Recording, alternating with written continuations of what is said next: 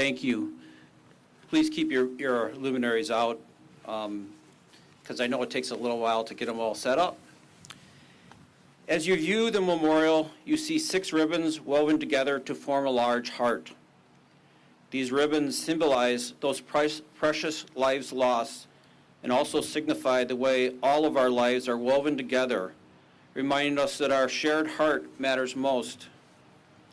Beginning tomorrow night and each night thereafter, the lights on the heart will turn blue for 6 minutes, 1 minute for each life. There are 6 benches. On each bench, there's a plaque with a personal message. These messages commemorate the beautiful memory of the life that was taken too soon. Another important piece of the memorial is the Waukesha Strong Community Tile Project. The idea of incorporating the tiles into the memorial was envisioned by Waukesha's own Carmen de la Paz. Carmen conceived the tile wall and stewarded it from the creation all the way through to the final completion. The tile project allowed many individuals to personally express their thoughts, wishes, love, and support for our community and for those impacted. When you view the tiles, please reflect on the enormity of the community support that these tiles represent. If you made a tile, you know that Carmen went above and beyond. The tiles are impactful and meaningful. Each one tells a story, and there are more than 1,000 tiles. The stories told by these tiles will be told for generations. Thank you, Carmen, for being so giving of your time, your labor, and your creativity. Sandra Losoya stood with and helped Carmen with the tile project from the beginning to the end. We thank her also. Special thanks to the Waukesha South High School, specifically Tom Mancuso and Cody Gallus, who used the Waukesha South kilns and art room for firing and glazing the tiles, and also devoted many of their own personal hours to this project. That's a lot of tiles. A lot of work went into those.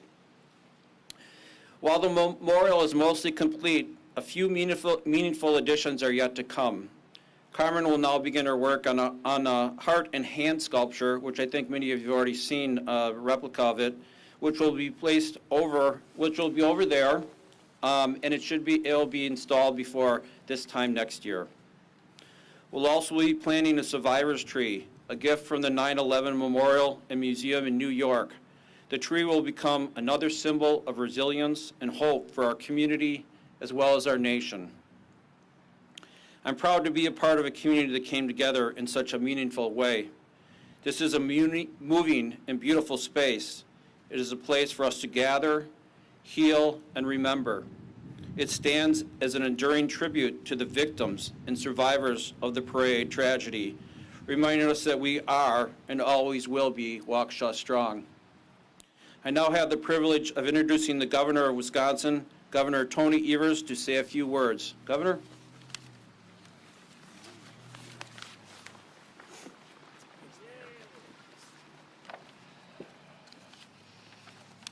Well, thanks, Mayor Riley, and good evening, everybody. It's an honor to be here with you as we all come together to find comfort, strength, and unity within each other on this solemn day. I want to begin by thanking all those who had a hand in bringing this outstanding memorial to life and providing all those affected by this tragedy a place to gather, grieve, and honor the lives of those who were taken far too soon. Tonight marks 3 years since the unspeakable happened in the Waukesha community. On this anniversary, we honor Tamara, Wilhelm, Jane, Leanna, Virginia Jackson, their loved ones, and dozens of people who were injured that day, and the many more whose lives were forever changed by this senseless act of violence. Kathy and I keep them in our hearts today and every day.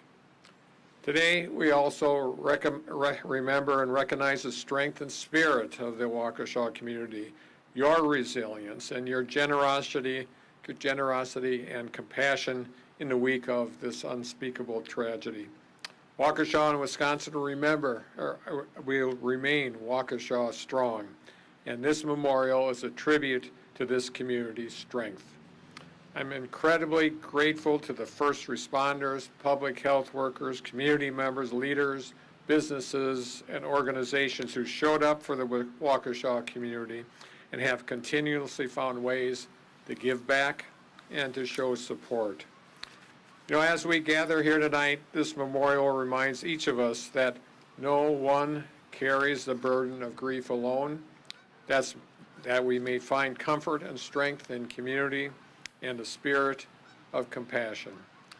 And just as you've been there for each other in so many ways, please know that your fellow Wisconsinites and our entire state are with you also.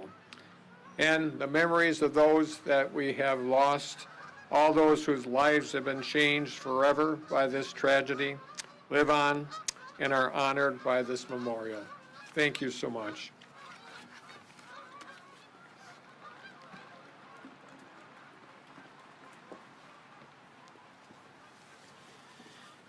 Thank you very much, Governor, for your compassion and for Wisconsin always being there to support our community.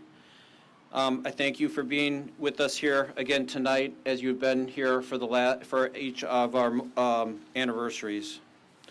I now have the privilege of introducing our next honored speaker, Lori Locken. Lori served on the Parade Memorial Commission as a representative of the Catholic community of Waukesha. Lori was in the parade on November 21st, 2021, and was injured. As one of those injured in the Christmas parade, Lori will now share her story. Lori?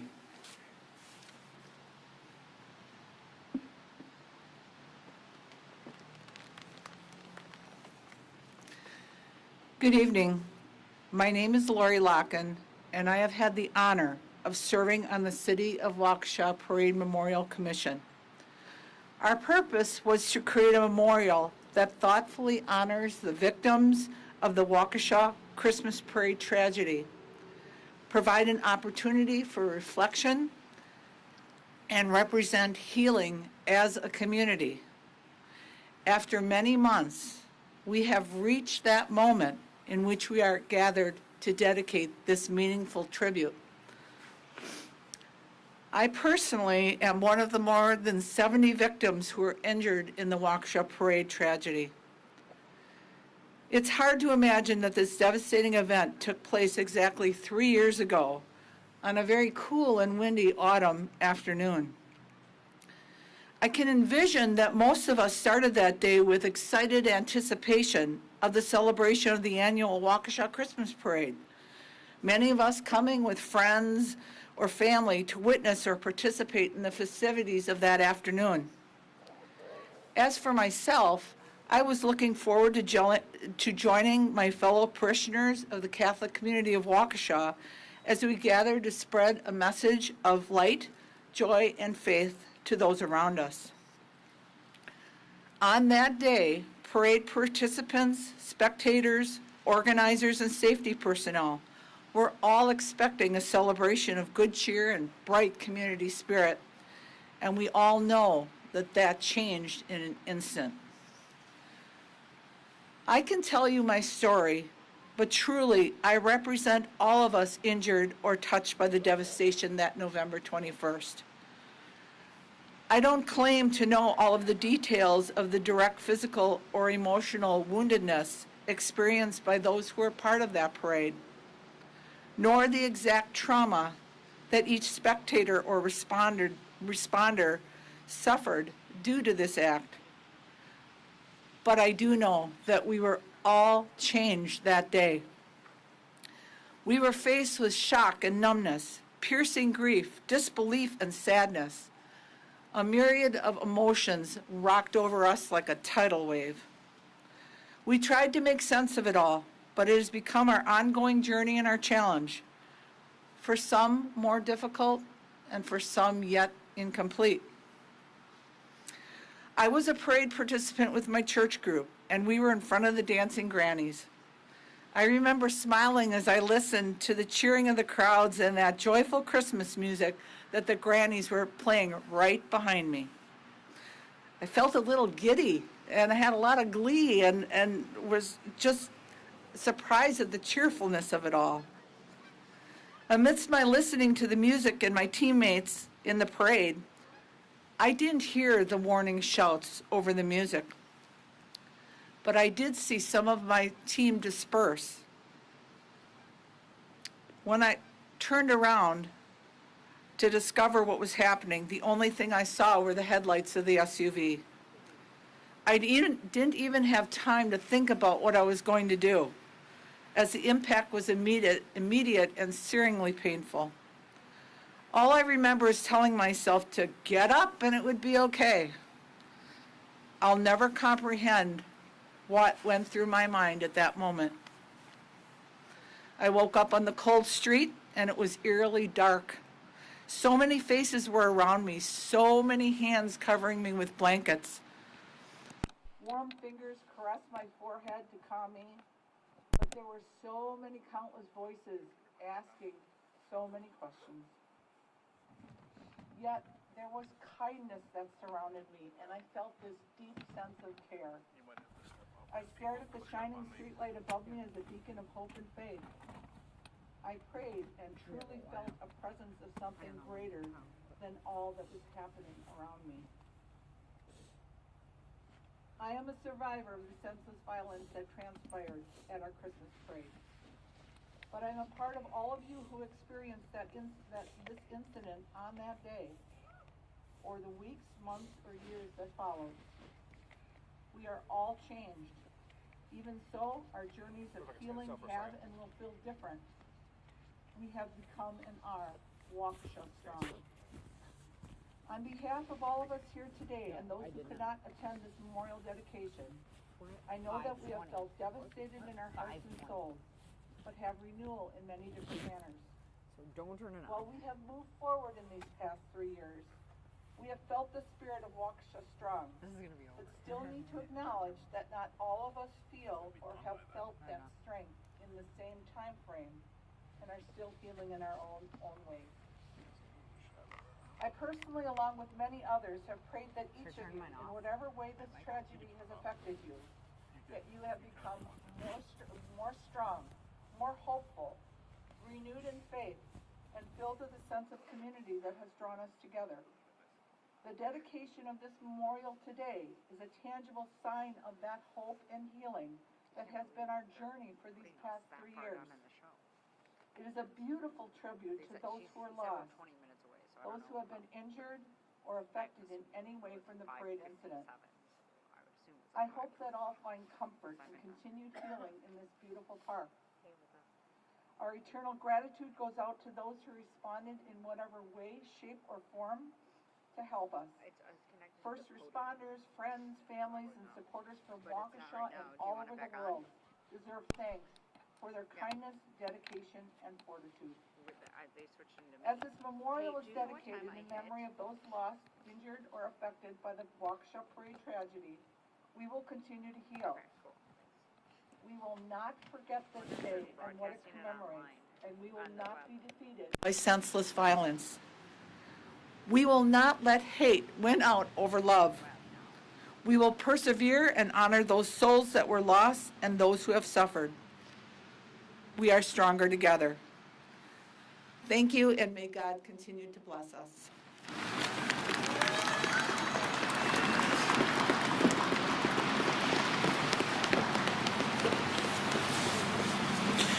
Thank you, Lori, for your words, and thank you for speaking for those who were injured in the parade.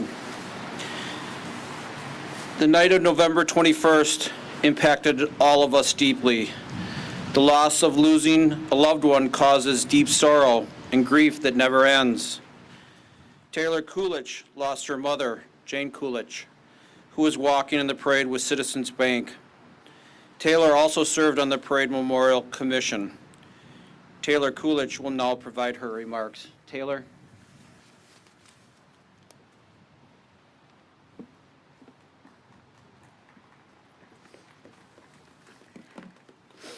First off, thank you, Lori. That was absolutely beautiful. And before I get to my speech, I'd like to share with you guys how I met Lori. It's kind of interesting. We were at one of the very first trials. I was there by myself, and I was a complete hot mess, to be honest. Was crying. It was the worst day ever, all over again. And there was this complete stranger to hand me a tissue and put her hand on my shoulder. And somehow I just felt my mom had a hand in that as well. And again, thank you, Lori. We've become great friends ever since that moment. It was beautiful. Now, I may not have been at the parade that day, but a piece of my heart was. And she never came home to us that day.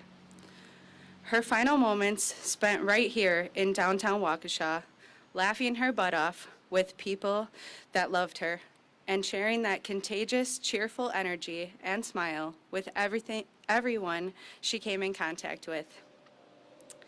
Her name was Jane, but for me, she will always be Mom. She was beautiful in and out. She was such a sweetheart, oftentimes caught in tears over some sad story in the news. She definitely never hesitated to drop whatever she was doing to go help someone that needed it. She prioritized her people. That woman showed up to everything she was invited to, and she always made the occasion more fun just with her presence and her smile. She was sassy and sweet. She was home. And that's how I want to remember her. That's my wish for my mom, for Jackson, for Ginny, for Lee, for Tamara, and Bill, that we remember them for how they lived. This memorial is a combined representation of 6 beautiful souls to remember, who we honor at the heart and center, accompanied by every survivor, recognizing their strength, bravery, and resiliency, surrounded by a community with the most amazing support systems, selfless compassion, and dedication to helping their fellow human in need. That's our Waukesha Strong community. That's what this memorial represents for me. During the most horrific and painful experience of my life, I also witnessed and experienced the most selfless, kind, and wonderful, generous people. I've gotten to know and become great friends with quite a few of our brave survivors and our team of supporters. I know with so many of us impacted in so many different ways, this memorial hosts an array of different perspectives of what it stands for to each of us. So whatever that is for you, you're right. And I'm so grateful that we all have this space. Everyone who lost their life that day deserves to be remembered, as we no longer have the gift of their presence. Their families who have to live without them, everyone who survived that day and lives with the scars, surgeries, and memories, all of our emergency crews, courthouse crews, and all around generous and caring community members who have poured their time and energy into helping people. We are all still in this together, and now we have a place to go that represents our resiliency. And I think that's extremely powerful as well as beautiful. So whether this be a space to reflect, respect, or remember, I hope you all find a bit of joy, comfort, and peace when you come to visit. I hope it brings thoughts of all the people and things that we have to be grateful for. We are Waukesha Strong. We are the smile after the tears, sometimes through the tears. We are the hug that heals, the faith that better days are ahead. We are the choice to not allow your current circumstances to destroy the possibility of a bright future. It's all about finding the good that still exists, even though bad things happen to us. It's being a light in the world that can sometimes be so dim. We get to choose. We choose to take our power back. We choose to heal from the wounds that made us feel broken. And we choose to be there for each other because overall, people are good, life is beautiful, and we need each other. and we deserve to enjoy the things in life that make us smile. We are Waukesha Strong. I'd like to thank you all so much for being here. Looking out into this crowd is crazy because I didn't think I'd be able to look up from my phone, as it's a bit nerve-wracking speaking in front of so many. But I'm so grateful that you all could make it. Now, we've had a moment of silence, so before I leave the podium, I'll ask for one thing. Instead of a moment of silence, if you could look to the person next to you, whether that be to the left or your right, and simply give them a smile or some type of high five, a hug, something. If you don't know them, that might be weird, but go ahead. See, that's what I'm talking about. The smile and the laughter. That's what this is all about. Thank you all so much.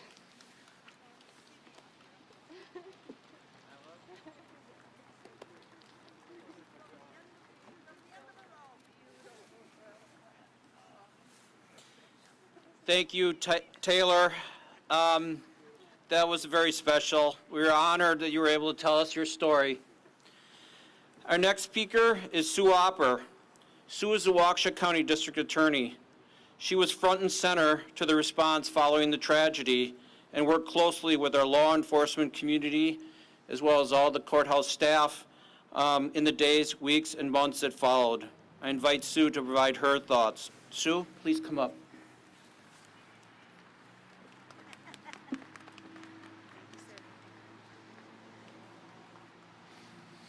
Well, good evening, everyone. First of all, as Taylor said and as Lori said, thank you all so much for coming out here tonight and being with us to dedicate this very beautiful memorial. You know, it's really hard to follow and act like Lori and Taylor. What compelling, moving stories they shared with us of their personal experience, right? And I'm so glad to hear the joy in your voice and the healing that you've been able to achieve, both of you. It really does my heart good. And for so many of the families that I look out and recognize, to see you here and see you're still standing makes me feel so good.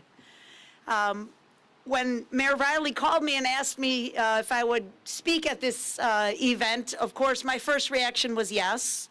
And then my second reaction was, you know, I really don't know what I can say to these people because following this very horrific event, I kind of became the face associated with the bad guy, right? And I didn't want to be a buzz wrecker to this event. I wanted this to be a happy event and one of respect and honor for all of our victims and survivors.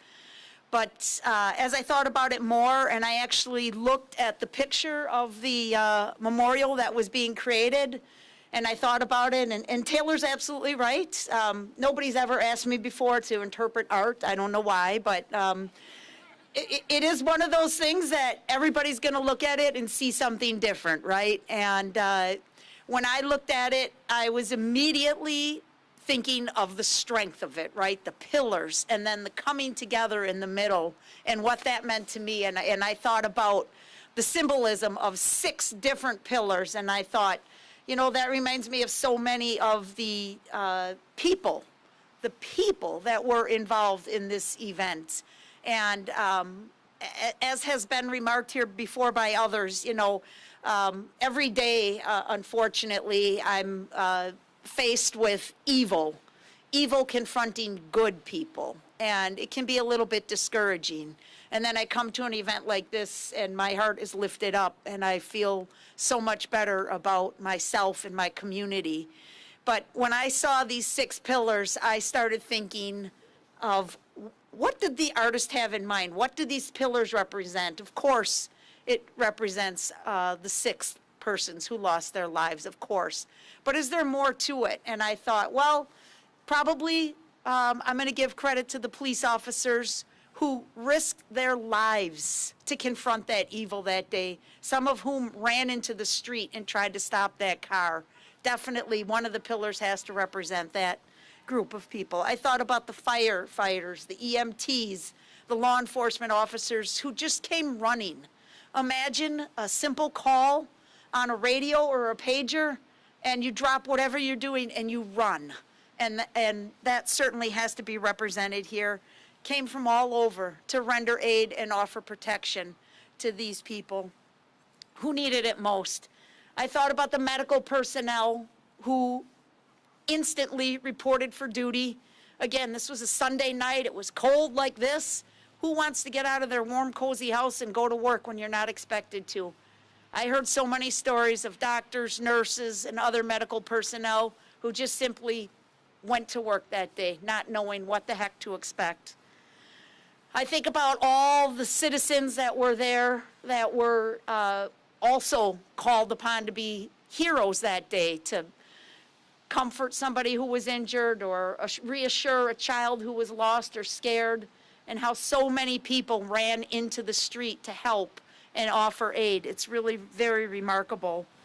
I think about the business owners in the downtown Waukesha area and how they opened their doors that night to all the parade goers and offered them shelter and comfort.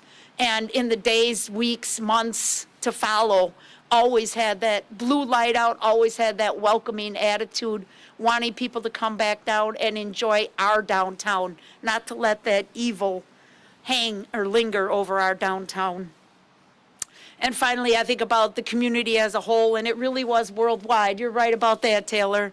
It was worldwide who provided emotional support, financial support, and prayers for the people of Waukesha and those who were affected by this. And so those are kind of the 6 that I came up with. And I thought, you know, it's right that we honor those various entities for their role in this. And then, as I said, I thought about how it comes together in the middle. And in my mind, it reflected on the survivors and the 6 victims who lost their lives 3 years ago today. And we can never, ever replace them, but we can certainly honor them and pay tribute to them. And I look at this park, and Taylor, sadly, I never got to meet your mom, but if she's like my mom was, she would love this place because she'd want to be right near the downtown with all the cars and the traffic and the hustle and the bustle. And then you turn around and you're surrounded by all this beauty, natural beauty, trees and the river. I mean, what a great spot. People on the commission really deserve a hand, if you ask me, for this location and this monument. It's really a tremendous tribute to everyone involved. So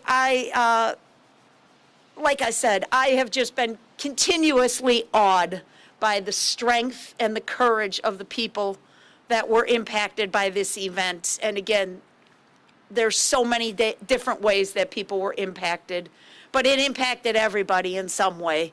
And I am so proud to say that Waukesha is strong and that we have overcome, we have shown that good will always conquer evil. And I really, to my families that I see out there, the survivors and the victims' families, God bless you all. I hope you're healing. I really do. I hope this brings a little bit, one step closer to some closure for you. And I hope that you are able to come here and receive some solace and know, please, that you are loved and appreciated and supported by your community. Thank you.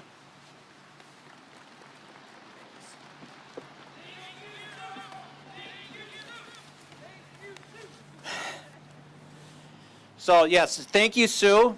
I usually won't say that I think I made a good decision, but giving Sue a call and asking her to speak was a very good decision, so thank you. There are many groups that suffered grievous injuries during the Christmas parade tragedy, including the Waukesha South Marching Band. Many of their members were severely injured while marching in the parade. Tonight we have with us some past and present members of the Waukesha South Band. Please listen as the band plays a song.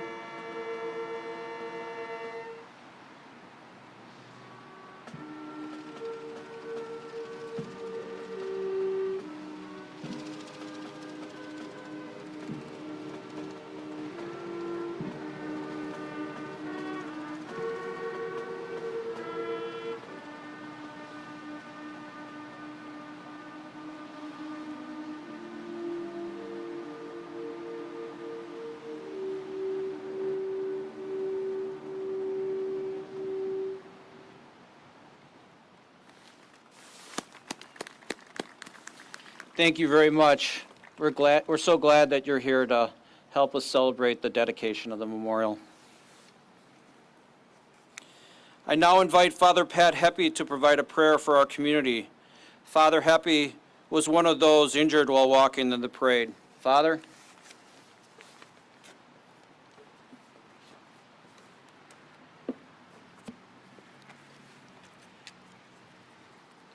Many thanks to Mayor Riley. It is a pleasure and an honor to be here to address and to kind of bring us all together in a little bit of a prayer. I had an opportunity a number of times to go to the Holy Land, to Israel. And one of the times I was there, of course, you know, the land of peace and all justice and things like that. It's probably one of the most torn up places where there's not a lot of peace and not a lot of tranquility. And I ran across a piece of military equipment, kind of in the middle of nowhere, with a fence around it. And I asked, what is this all about?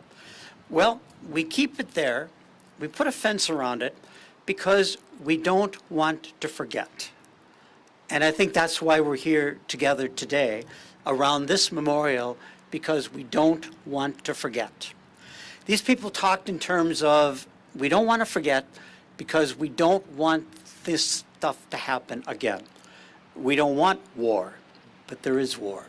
We don't want strife. We don't want hurt. We don't want anxiety, but there is. The memorial is a reminder to us what we don't want, but I think we've heard a lot of stories about what we got. The beauty, the unity, the love, the healing, the support, all those things that make a community strong is symbolized right here.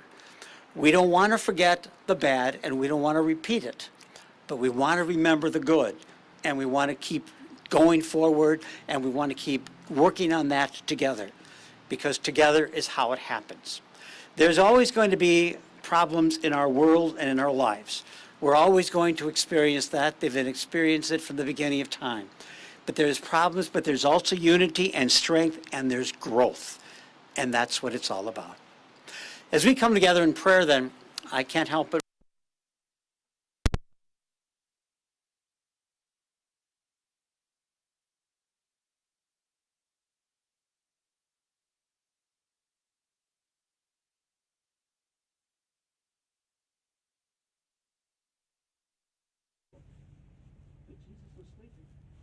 the disciples went and woke him up, saying, Lord, save us, we're going to drown. He replied, oh, you of little faith, why are you so afraid?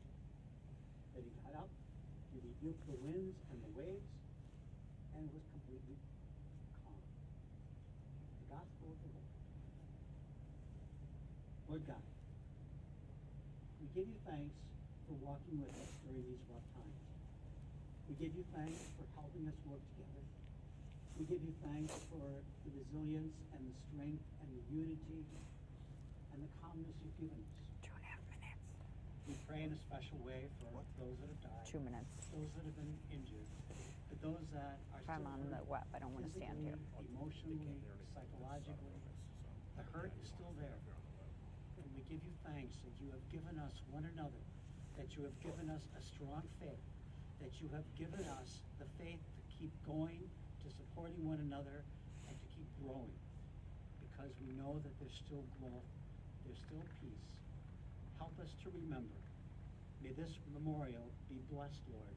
We ask your blessing to help us to remember that we don't want to repeat anything that was bad, but we want to support and we want to continue to grow what was good. We ask your blessing upon this crowd, upon survivors, those that support each other, and upon all that is gathered here to remind us that we always need to remember. Lord, we ask to be with us through Christ our Lord. Amen.